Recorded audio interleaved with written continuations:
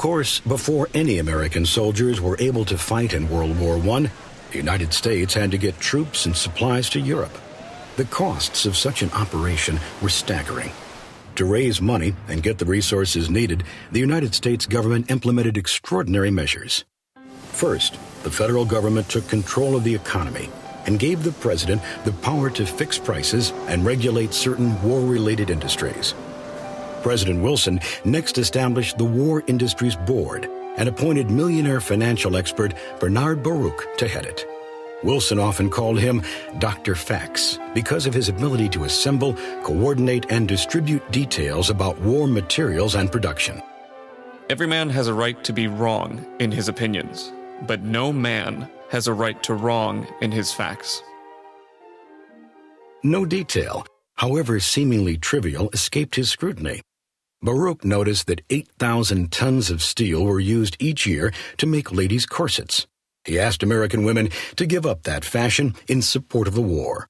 They did, and the steel saved could be employed to build 2 battleships. The board encouraged companies to use mass production techniques to increase efficiency and eliminate waste. It also established price controls, allocated raw materials, and told manufacturers what they needed to produce in order to help the war effort. As a result, industrial production increased by 20%. Other government agencies controlled the railroads, regulated the use of coal and oil, and mediated labor disputes, avoiding crippling strikes. The War Industries Board also created a massive publicity campaign, encouraging the public to contribute to the war effort by planting victory gardens and observing meatless meals, so food could be sent overseas to the troops. Gasless Sundays and lightless nights soon followed. My Tuesdays are meatless. My Wednesdays are wheatless. I'm getting more eatless every day. In order to conserve energy, the War Industries Board even adopted an idea first championed by Benjamin Franklin: daylight savings time, to take advantage of the longer days of summer and use less electricity. And finally, to raise the $33 billion cost of the war, the government took 2 actions. First, it established an excess profits or war profits tax on corporate earnings and higher income taxes on wealthier citizens. Taxes were raised on tobacco, liquor, and luxury goods as well. These actions collected about 1/3 of the money needed. The rest was raised by appealing to Americans' strong sense of patriotism. Liberty bonds were sold. These, in essence, loaned money to the government to fight the war. Movie stars and newspapers, parades and billboards all carried the message to buy bonds. Amazingly, on average, every adult American lent the war effort about $400, a large amount at the time. Even with the money necessary to fight the war, the government realized they would need the popular support of Americans, most of whom had been either neutral or openly against involvement. Therefore, President Wilson appointed a former muckraking journalist, George Creel, to head the Committee on Public Information, our nation's first propaganda agency. Creel was a giant when it came to advertising and public relations. He called his committee the world's greatest adventure in advertising. Creel convinced the best writers, artists, musicians, and advertising people of the day to help him sell the war. From booklets and books for Americans in various languages to anti-government propaganda messages for our enemies. Creel even got into the movie business with features such as Under Four Flags, with the help of famous film director D.W. Griffith. These pro-war movies were not only hits, they actually made money for the cause: $852,744.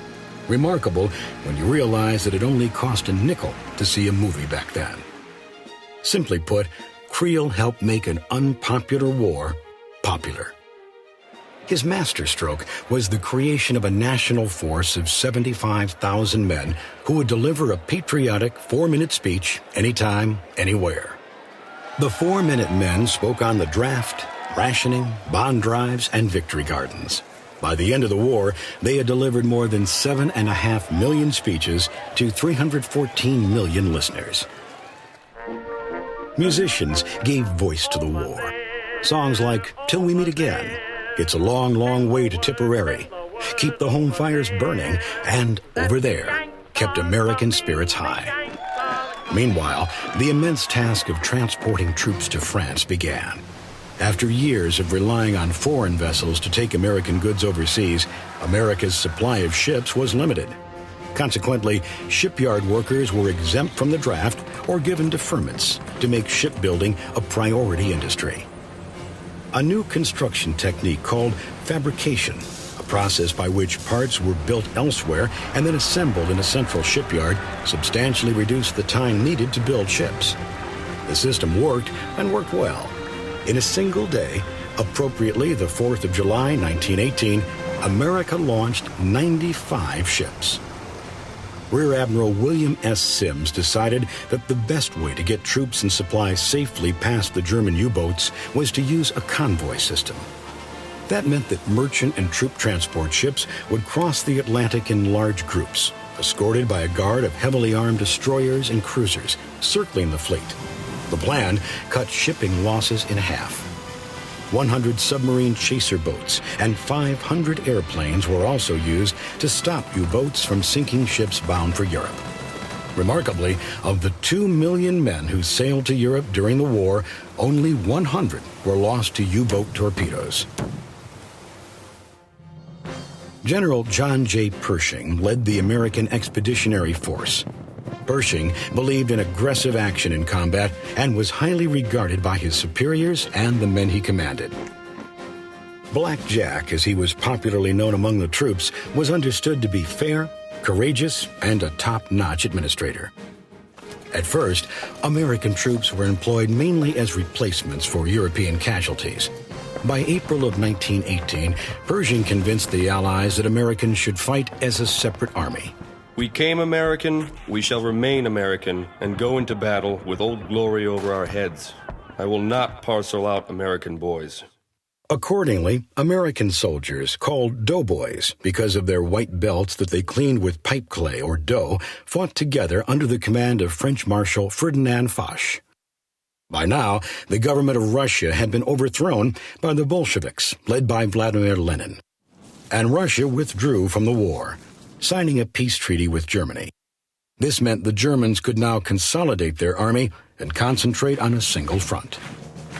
By May of 1918, the Germans managed to get within 50 miles of Paris. America had arrived over there just in time to help stop the German advance at Cantigny. A few weeks later, the doughboys helped thwart the German attacks at Chateau Thierry and below Wood and Reims. In late summer, the Allies, with America's help, triumphed in the Second Battle of the Marne, and in September mounted offensives against Germans at Saint-Mihiel and in the Meuse-Argonne regions, where 1.2 million U.S. troops fought. By October, it was clear the tide had turned against Germany and the Central Powers, as German troops began to retreat all along the front.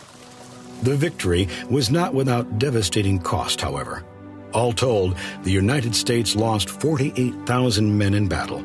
Approximately 62,000 died of disease, and another 200,000 were wounded and needed immediate medical care.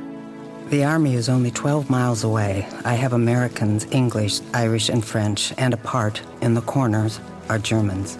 They have to watch each other die side by side. The cannon goes day and night, and the shells are breaking over and around us. I have to write many sad letters to American mothers. Thankfully, an end to the slaughter was not far off. Although on the home front, the effects of the war were enormous. From fines and imprisonment for those who opposed the war to new roles for women and African Americans, World War I was proving to be a major turning point in American history.